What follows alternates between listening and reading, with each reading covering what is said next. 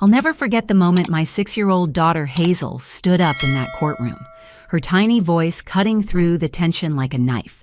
The judge had just asked her a simple question about living with mommy and daddy, and everyone expected another rehearsed answer.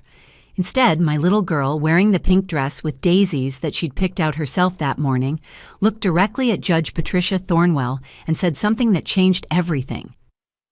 "Your Honor, should I tell you why Daddy really wants us? The thing he said about the money Grandma left in our names?" The entire courtroom froze. I watched Roland's face transform from smug confidence to pure panic in a matter of seconds. His expensive lawyer, Mr. Victor Ashford, started shuffling papers frantically. My own lawyer, Ms. Janet Riverside, grabbed my hand under the table, squeezing it tight. We both knew something monumental was about to happen. Roland jumped up from his chair so fast it scraped against the floor with a horrible screech. His face was red, veins bulging in his neck as he screamed at our daughter, "Shut up! Don't listen to her! She doesn't know what she's talking about!" But Judge Thornwell was already in motion. She slammed her gavel so hard the sound echoed through the courtroom like a gunshot. "Bailiff, detain him! Mr. Greystone, you will remain silent or be held in contempt of court." Two uniformed bailiffs immediately moved toward Roland, positioning themselves on either side of him. He stood there, fists clenched, breathing hard, looking like a trapped animal. The man who'd spent 6 weeks painting me as an unfit mother who'd walked into court that morning, sure he was going to take my children away, was watching his carefully constructed plan crumble. Judge Thornwell turned back to Hazel, her voice gentle but firm. "Child, please continue. You're safe here. Tell me what you need to say." What Hazel said next didn't just save our family. It exposed a betrayal that ran deeper than I ever imagined, a calculated scheme that had been months in the making. My name is Melinda Greystone, and until that moment in the courtroom, I thought I knew who I'd been married to for 10 years. Roland wasn't just trying to divorce me. He wasn't just trying to take our children because he thought I was a bad mother. He was after something much more sinister, and he'd been planning it since the day my mother Dorothy died 3 months earlier.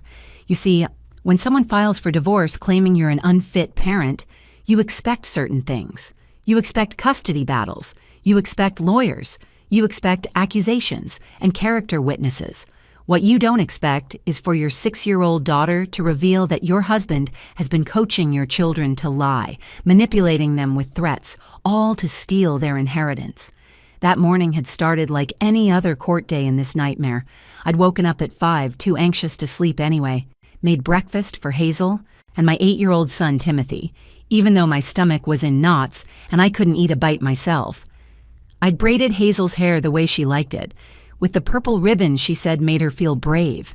Timothy had worn his little suit, the one we'd bought for my mother's funeral, and he'd been so quiet I could barely get him to speak. Roland had arrived at court in his Mercedes, wearing a $3,000 suit, looking every inch the successful real estate developer he wanted everyone to believe he was. He'd brought character witnesses, financial statements, even a child psychologist he'd paid to testify that the children would thrive in a more structured environment.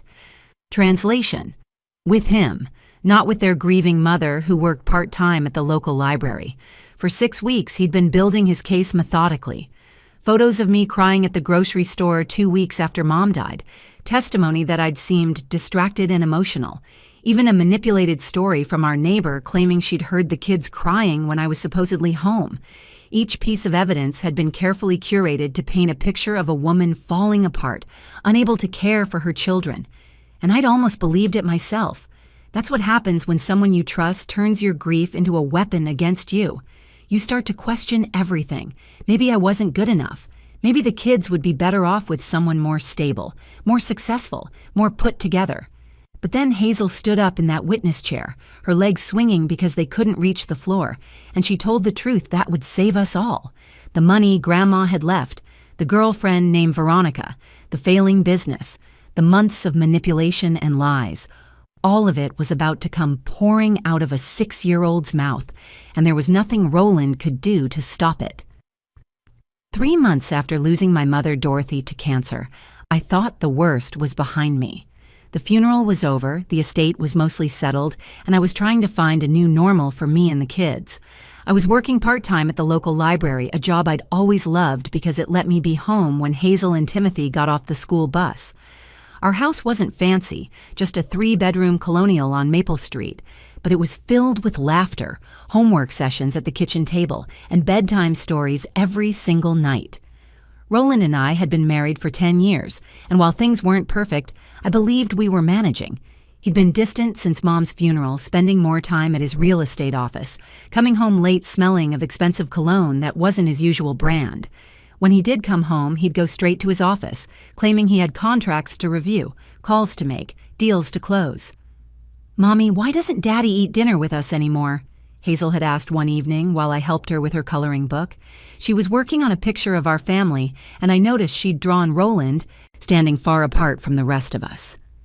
"Daddy's working hard to take care of us," I'd told her, though the words felt hollow even as I said them. His job is very busy right now. The truth was, I didn't know why everything felt so different.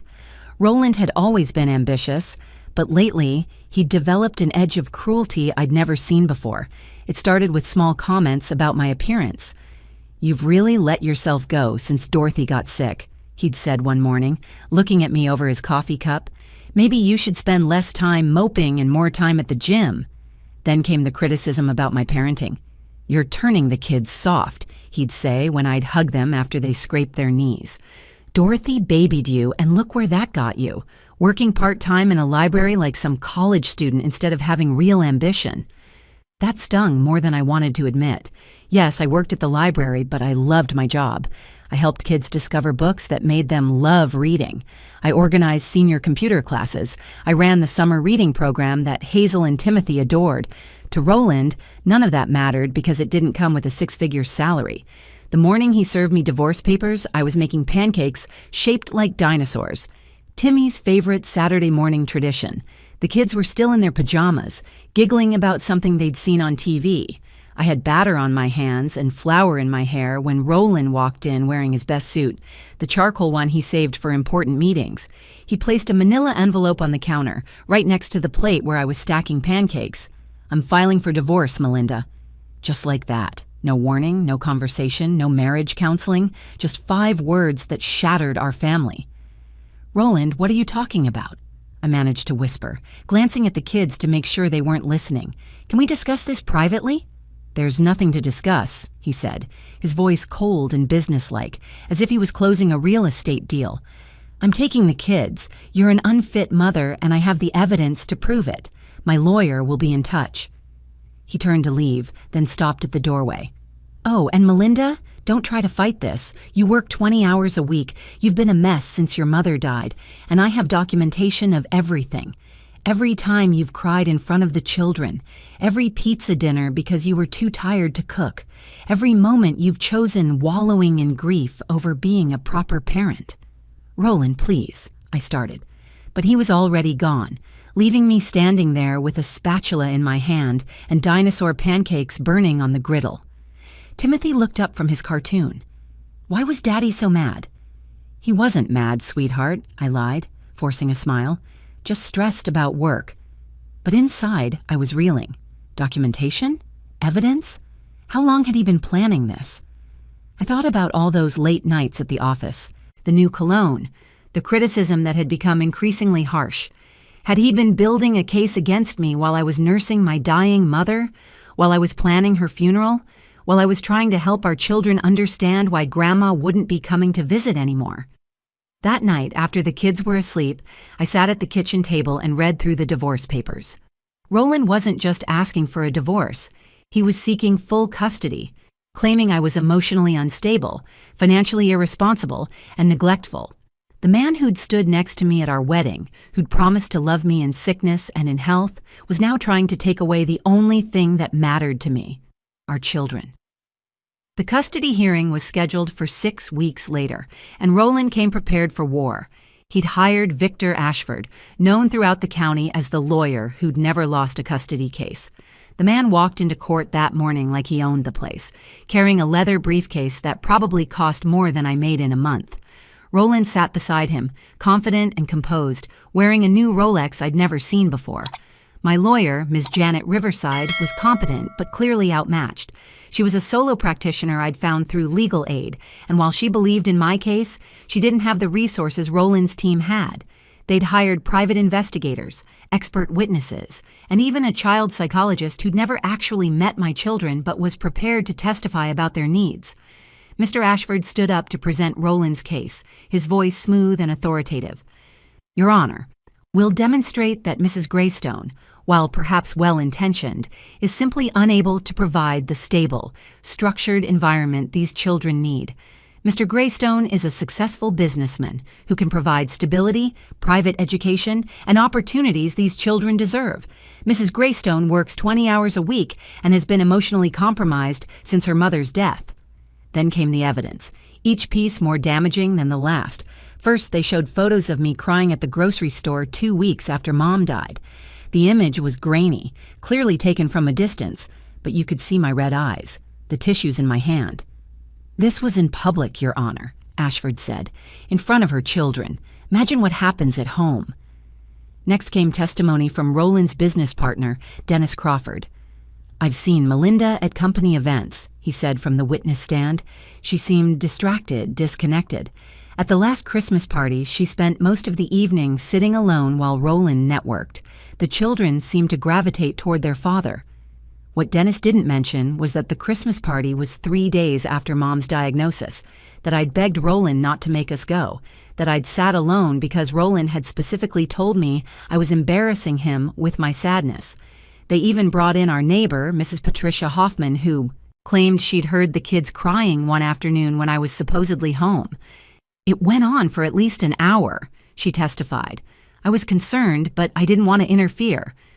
Ms. Riverside cross-examined her, getting her to admit she couldn't be sure I was actually home, that it might have been the babysitter, that kids cry sometimes for normal reasons. But the damage was done. The seed of doubt was planted. Roland took the stand next, and his performance was masterful. He spoke softly, seemingly reluctant to say anything negative about me.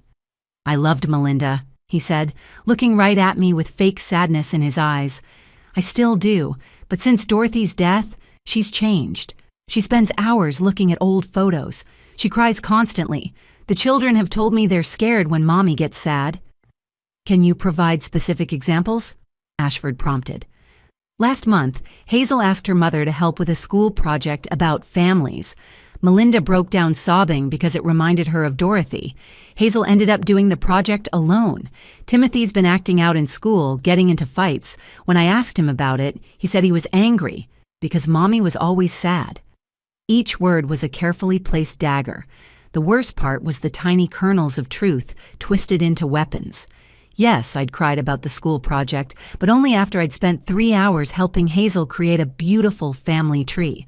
Yes, Timothy had gotten into a scuffle at school, but it was because another boy had said something cruel about not having a grandmother anymore. Roland continued his performance. I just want what's best for Hazel and Timothy. They need structure, discipline, and a parent who can focus on their needs, not someone lost in grief. I've already enrolled them in Pemberton Academy for next year. I've set up college funds. I've arranged for tutoring, music lessons, everything they need to succeed. Pemberton Academy, the elite private school that cost $40,000 a year per child. Where was this money coming from? Roland's real estate business had been struggling for the past 2 years. He'd complained about it constantly, said we needed to tighten our belts, which was why I hadn't pushed for more hours at the library. Judge Thornwell was taking notes, occasionally looking at me with what felt like pity mixed with disappointment. Mrs. Greystone, she said during a recess, I understand you've suffered a loss, but these children need stability. The evidence suggests they might benefit from their father's more stable environment. My world was crumbling. Every bedtime story I'd read, every scraped knee I'd kissed, every nightmare I'd chased away seemed to count for nothing against Roland's polished presentation and deep pockets. How could this be happening? How could lying be rewarded while love was dismissed as weakness? The judge had asked to speak with the children in her chambers, but Roland had insisted it happen in open court. Transparency, Your Honor. The children have nothing to hide. His confidence made me sick. The way he leaned back in his chair, so assured of victory, reminded me of the day he'd closed his first big real estate deal. That same smile, that same arrogance. Judge Thornwell agreed to question the children in open court, but insisted on a gentle approach. "I want them to feel comfortable," she said, having the bailiff bring in smaller chairs and placing them closer to her bench rather than in the witness box. "This isn't an interrogation, it's a conversation." Timmy went first, climbing into the chair with his shoulders hunched. My brave little boy looked so small in his funeral suit. He kept glancing at Roland, then at me, then down at his hands. The judge smiled at him warmly. "Timothy, there's no wrong answer here. I just want to know how things are at home. Can you tell me about living with your mom and dad?" Timmy's voice came out in barely a whisper. "Dad says Mom needs help. He says we should live with him so Mom can get better." My heart shattered into 1,000 pieces. My own son coached to betray me. I wanted to scream that it wasn't true, that Roland had fed him these lines, but Ms. Riverside's hand on my arm kept me silent. "What do you think, Timothy?" Judge Thornwell asked gently. "Not what Dad says. What do you think?" Timmy squirmed in his seat. "I don't know. Sometimes Mom cries. Dad says that's bad." "Thank you, Timothy. You did great." The judge nodded to the bailiff, who helped Timmy down. He walked past me without making eye contact, and I felt my composure starting to crack. Roland reached out to pat Timmy's shoulder as he passed, the picture of a concerned father. Then it was Hazel's turn. She climbed up onto the witness chair, her legs dangling, not quite reaching the floor. She'd insisted on wearing her pink dress with daisies that morning, the one she said made her feel brave. Her purple hair ribbon, the one she'd worn to my mother's funeral, caught the light as she turned to face the judge. Judge Thornwell smiled kindly at her. "Hazel, sweetheart, can you tell me about living with Mommy and Daddy?" Hazel looked at Roland first. I saw him give her a small nod, his lips moving slightly as if reminding her of something. Then she looked at me, and I tried to give her an encouraging smile, despite the tears threatening to spill over. "Daddy said I should tell you Mommy cries too much and forgets to make lunch sometimes." Roland nodded approvingly. Mr. Ashford looked satisfied, making a note on his legal pad. Ms. Riverside's grip on my arm tightened. The court reporter's fingers flew across her keys, recording what seemed like the final nail in my coffin. But then Hazel continued, her voice growing stronger. "But that's not true, Your Honor. Mommy cries because she misses Grandma Dorothy, and that's okay because Grandma was wonderful. And Mommy never forgets lunch. She makes special sandwiches cut into stars and hearts. She puts notes in our lunch boxes every day. Yesterday mine said, 'You are my sunshine,' with a smiley face." The courtroom shifted. Roland's jaw tightened visibly. "Hazel, remember what we talked about in the car," he said, his voice carrying a warning. Judge Thornwell's expression changed immediately. "Mr. Greystone, you will not address the child while she's speaking. One more word and you'll be held in contempt." Hazel looked at the judge, then back at Roland, then at me. I saw something change in her face, a decision being made. She sat up straighter, gripped the arms of the chair, and took a deep breath. "Daddy told us to lie," she said clearly. "He made us practice in his office. He said if we didn't help him win, we'd never see Mommy again. He said Mommy was sick in the head because Grandma died, but that's not true. Mommy is sad, but she still takes care of us. She reads us stories every night. She helps with homework. She makes hot chocolate with extra marshmallows when we have bad dreams." The courtroom was completely silent. Even the court reporter had stopped typing, staring at Hazel in shock. Roland's face had gone from red to white, his hands gripping the table so hard his knuckles were white. "There's more," Hazel said, her voice smaller now but determined. "Something Daddy doesn't know I heard. Your Honor, should I tell you why Daddy really wants us? The thing he said about the money Grandma left in our names?" That's when everything exploded. Roland jumped up, his chair crashing backward, his control finally snapping. What came next would reveal the truth he'd been so desperate to hide, the real reason he'd orchestrated this entire charade. Roland exploded out of his chair with such force it toppled backward, hitting the floor with a crash that echoed through the courtroom.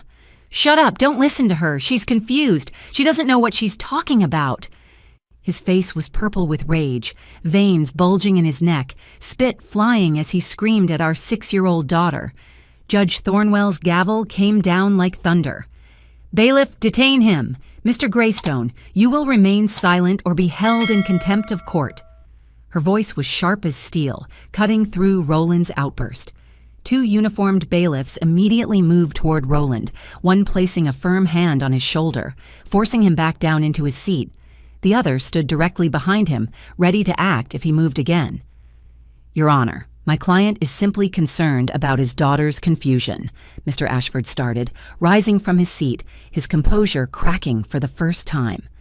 "Counselor, your client just screamed at a 6-year-old child in my courtroom. Sit down."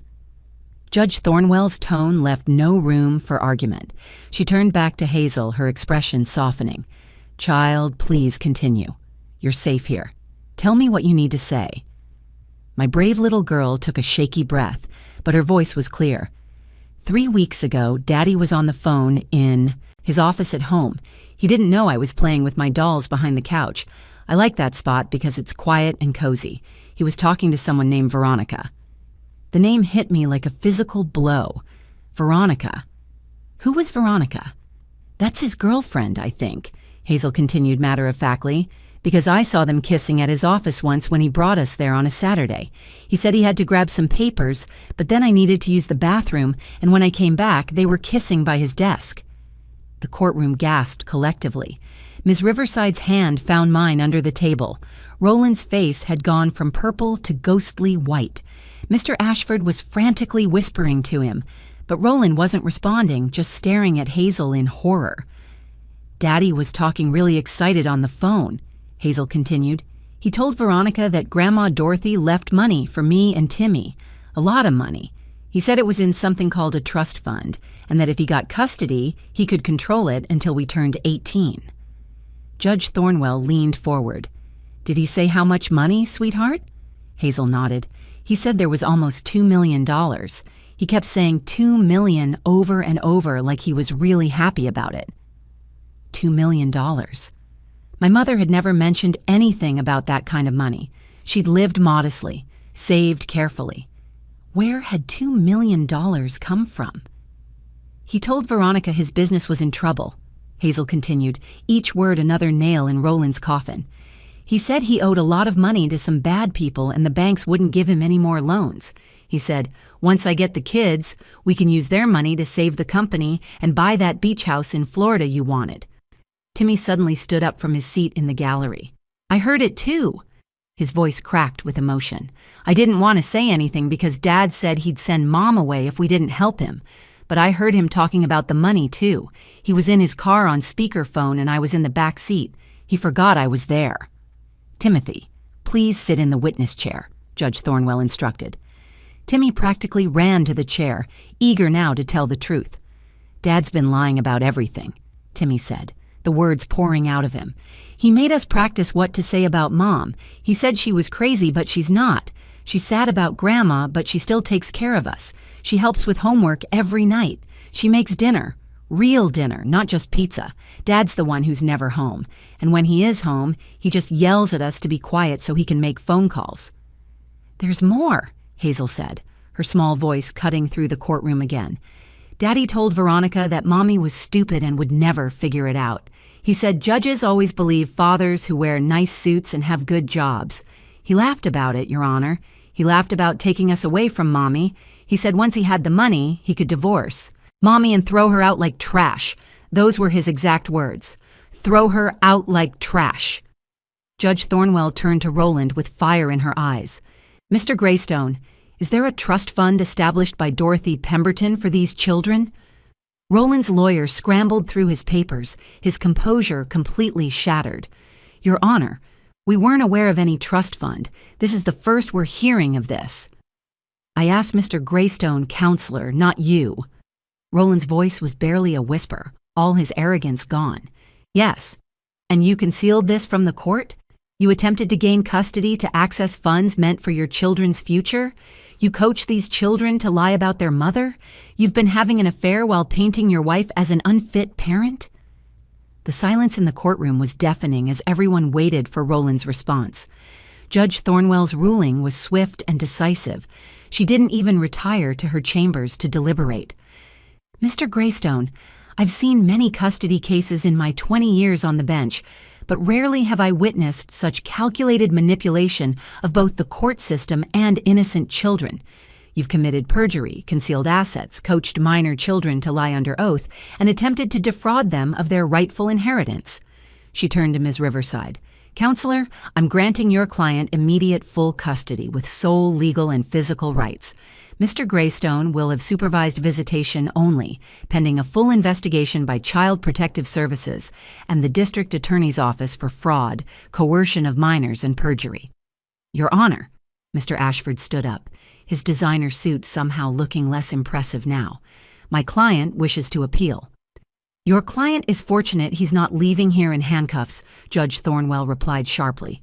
The trust fund established by Dorothy Pemberton will remain protected for the children's education and future, with Mrs. Greystone as the sole trustee.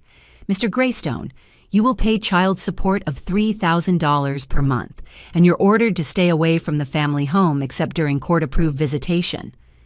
As we walked out of the courthouse, Hazel held my right hand and Timmy held my left. The October sun felt warm on our faces, like my mother's embrace from heaven. Mommy, I'm sorry Daddy was mean to you, Hazel said, looking up at me with those big brown eyes. I knelt down right there on the courthouse steps and hugged both my children tight. You were so brave, sweetheart, both of you. Grandma Dorothy would be so proud. You told the truth when it was hard, when you were scared. That takes real courage. She told me to tell the truth, Hazel said quietly, playing with the purple ribbon in her hair. In my dream last night, Grandma said to be brave and protect you like you protect us. She said the truth always wins, even when liars wear fancy suits. Whether it was really my mother's spirit or just a brave little girl's conscience, I'll never know. But that moment taught me something profound that I'll carry forever. Sometimes the smallest voices speak the loudest truths. Sometimes children see through facades that fool adults. Roland had everything on his side. The expensive lawyers, the manufactured evidence, the carefully constructed lies, the practiced testimony, but he didn't count on one thing, a 6-year-old girl who loved her mother more than she feared her father. 3 months later, the full truth came out during the investigation. Roland's real estate company was $800,000 in debt. He'd been taking out loans he couldn't repay, making risky investments that failed, living far beyond his means to maintain an image of success. The Mercedes, the Rolex, the expensive suits, all of it was bought on credit he couldn't afford. His girlfriend Veronica, who turned out to be his secretary, left him the same week his company filed for bankruptcy. The trust fund my mother had established was even more than Hazel had heard. My father had died when I was young, and his life insurance, combined with Mom's lifetime of careful saving and smart investments, totaled $2.3 million. She'd never told me, wanting me to live my life without depending on money, wanting me to find happiness in simple things like she had. The money was meant for Hazel and Timothy's education, their futures, their dreams. Roland had discovered it while going through Mom's papers when he was supposedly helping me with the estate. He sends child support now, court-ordered and automatically deducted from his wages at the car dealership where he works. The kids see him one weekend a month at a supervised facility downtown. Slowly, they're learning to forgive him, not for his sake, but for theirs. I don't want them carrying anger in their hearts. My mother always said hatred is a poison you drink hoping others will suffer. As for me, I went back to school to become a full-time librarian. The library board created a position for me, having heard about our story. Every night, I tuck my children into bed, read them stories, and thank God for their courage. The trust fund sits safely in the bank, waiting for college and dreams my mother wanted to make possible. Hazel wants to be a judge now. Like Judge Thornwell, she says, someone who listens to kids and protects families. Timmy wants to be a teacher, to help kids who are going through hard times. Hazel asked me recently if lying is always bad. I told her yes, lying is wrong, but telling the truth, especially when it's hard, especially when powerful people don't want to hear it, that's the bravest thing anyone can do. She smiled and said, like when I told the judge about Daddy? Exactly like that, baby. Exactly like that. Some battles aren't won with money or power or perfectly pressed suits. Sometimes they're won by a little girl who refuses to let injustice win, who stands up in a big scary courtroom and speaks the truth that everyone needs to hear. My mother always said the truth has a way of finding light, even in the darkest places. Turns out she was right, and she made sure her granddaughter knew it too. If this story touched your heart, please share it with someone who needs to hear it. Leave a comment below about a time when truth prevailed in your own life. And don't forget to subscribe to our channel for more powerful real-life stories that remind us all that courage comes in all sizes. And sometimes, the smallest heroes make the biggest difference.